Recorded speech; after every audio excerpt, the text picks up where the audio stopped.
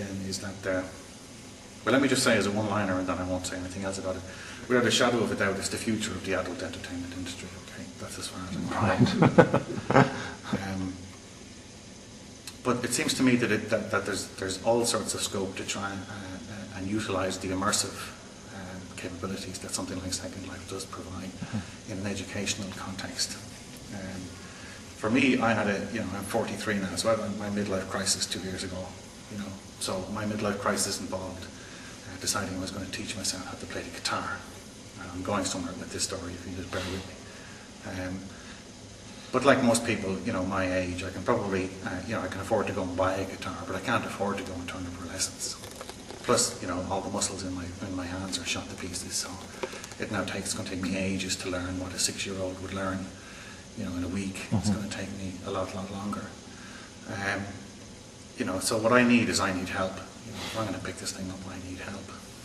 But it seems to me, if you look at a guitar fretboard, I don't know if you play guitar, but guitar fretboard is basically a simple geometric space. It's basically 6 strings and there's 12 frets. Okay, 12 frets in an octave, but to a first approximation, there's just 72 little slots. So people are introducing electric guitars and they're wondering about things like digital electric guitars, and it seems to me that they're looking at the problem in a strange way. That what they're doing is they're taking CD quality sound off these digital guitars.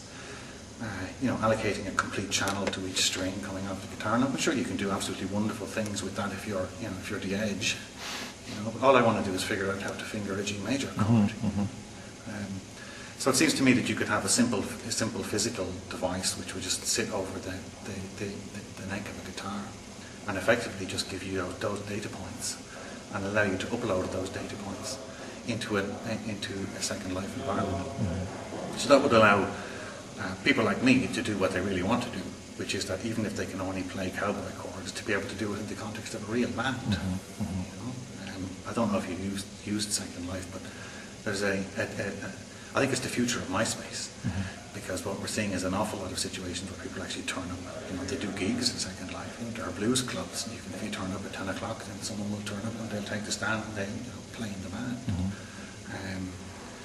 But it seems to me that if someone could crack the problem of the latency, so that you could somehow arrange that these small number of bytes of information that you need to get back from the guitar can get back into the Second Life environment without introducing too much in the way of delay, you could actually create some very interesting brand new musical ideas that just aren't possible to replicate in the real world. There's no reason why I shouldn't be able to jam with some friends of mine who are playing different musical instruments or maybe different guitars all over the world.